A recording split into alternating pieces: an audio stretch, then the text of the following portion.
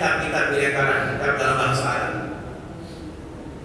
Syekh Nawawi Al-Bantani, kitabnya kitab fikihnya. Jadi yang ada kitab taswir, ada kitab fikihnya yang akan coba kitab Qutul Habib, Syarah wa Takrib, kitab fikih. Ada kitab sering yang terkenal, banyak ulama-ulama baca kitab Syarah Safinatul Najah, Kasyifatul Sajjad, Imam Nawawi Al-Bantani. Kitab Hidayatul Hidayah, beliau syarahkan juga, namanya Muraqib Ubudiyah. Imam Nawawi Al-Bantani, orang Banten, ulama Indonesia top, seluruh pesantren-pesantren banyak membaca kitab. Nah, dalam kitab Muraqib Ubudiyah, tapi kalau kita ngembek daripada inti ilmu jingok siapa yang ngarangnya, bagaimana kapasitasnya, itu diantara penting. Nah, ini kita tidak ragukan lagi. Al-Imam Nawawi Al-Bantani, ulama itu luar biasa, banyak kita bilang. Dalam kitab Muraqib Ubudiyah dia menjelaskan tentang orang-orang yang meninggalkan sholat. Di hari kiamat hitung aja kakek. Kalau ada orang yang meninggalkan sholat ternyata belum dia tunaikan di dunia ini, ketinggalan sholat wajib, satu sholat wajib itu, satu rakaat sholat wajib itu akan ditutup dengan 70 rakaat sholat sunnah. Jadi kalau kita memperbanyak sholat sunnah juga, macam tekok juga kita, lebih baik kita tutup sholat. Rakaatnya sama baik, niatnya beda. Orang sholat subuh dengan tahiyatul masjid, apa bedanya? Tidak ada beda dalam kewajiban, sama baik, beda niatnya baik. Kalau kita nak memotong sholat subuh, paling gampang. Masuk masjid, masuk sholat pada Allahu Akbar. Sholat itu, tidak tahu sholat subuh, sholat apa ini. Tidak sabar di gunung tadi. Kalau di gunung sholat subuh siang aja. Nah, sunnah. Gunung dalam mazhab Syafi'i itu sunnah. Ninggalkan sengaja, tidak apa-apa. Sengaja dan sengaja, walaupun tidak selesai. Yang penting sah. Sholat kalau kita nak sah saja. Dan sah nak naikkan. Sholat subuh gampang kita menggotoknya. Tengah malam kita bangun, gotok sholat bagus. Baik kita punya utang, dah sholat sedekah dulu. Punya utang sedekah dulu. Bayar utang dulu wajib bayar utang. Sama seperti orang meninggalkan zakat. Sama tuh. Orang meninggalkan zakat, kemudian dia pada saat tobat, cuman sudah buntu, dah kata duit lagi namanya zakat, betul. Tapi zakatnya 2 tahun dah bayar. Berapa kilo-kilo zakatnya? Setahun zakatnya mungkin 10 juta, 2 tahun berarti 20 juta. Tidak kaki lagi, lalu itu dia. Memang jagoan terhutang dia 20 juta duit zakat.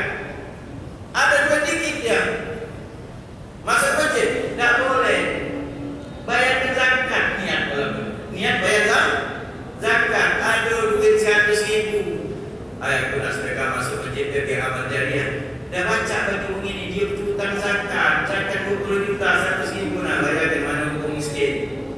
Pakai miskin 8 golongan yang berhak menerima zakat, masjid tidak termasuk. Bayarkan 10.000 atau 100.000 dan bayar 100.000. Balik rumah 20.000 uang 100.000. Itu jalur. Ada dua lagi bayar zakat sampai selesai 20 juta selesai zakatnya. Salah dewek, kamu tidak keluar zakat.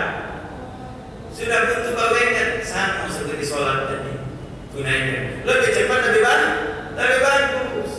Kita dia utang 20 juta zakat, ternyata dia dapat rezeki 20 juta dia dapat, atau 25 juta dia dapat di nyumbang 20 juta tunaikan kalau sudah zakat selesai urusan zakatnya. Biarlah yang 20 juta yang penting kewajiban itu sudah selesai. Begitu juga sholat, semakin dia cepat semakin bagus. Setelahnya nanti asalnya umum yang menggolok sholat itu setelahnya dia doyan melaksanakan sholat sunnah karena sudah terbiasa sholat, dia akan doyan sholat sunnah. Hati itu akan lapang ketika orang tidak ada utang sholat. Jadi kita diutang itu dengan Allah. Maka dalam ilmu waris, sebelum dibagikan waris itu bayar utang dulu. Nah, di dalam ilmu waris disebutkan utang itu ada 2, utang dengan Allah dan utang dengan manusia. Yang mana didulukan ini? Dulukan utang dengan Allah ketika orang itu meninggal. Apa utang dengan Allah? Fidyahnya misalnya dia puasa kewajiban fidyah belum dia keluarkan.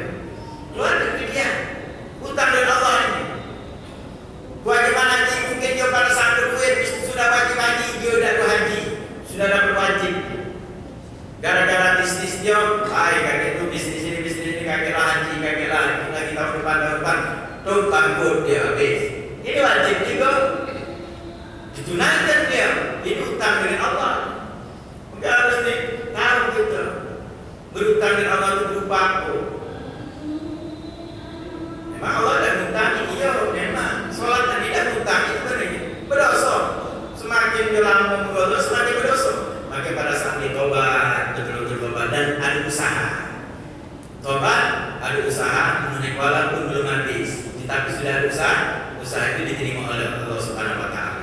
Puasanya juga baca diterima oleh Allah karena sudah ada dia tobat dan usaha menunaikan walaupun belum habis.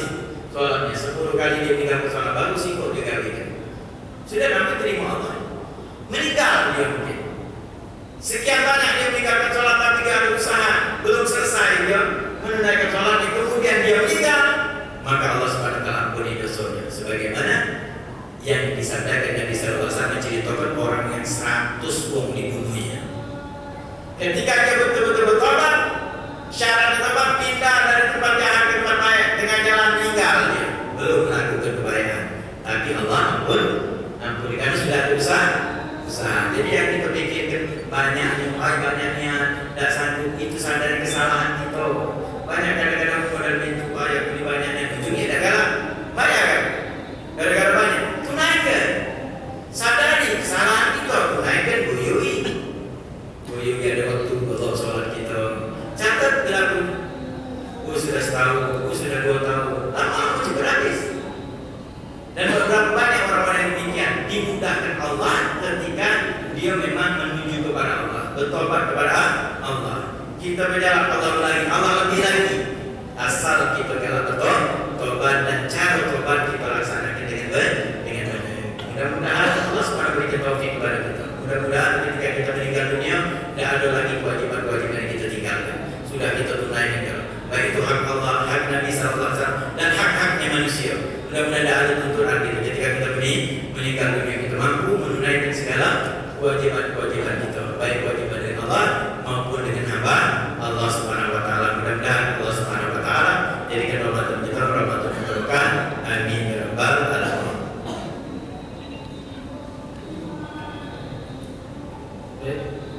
Kami persilakan lagi kepada para jamaah yang ingin bertanya, dipersilakan untuk menuju ke mikrofon yang telah disediakan dengan menyebutkan nama, asal dan juga pertanyaan. Jika tidak ada, maka kita akan meminta Habib untuk memimpin doa kita pada pertemuan siang hari ini.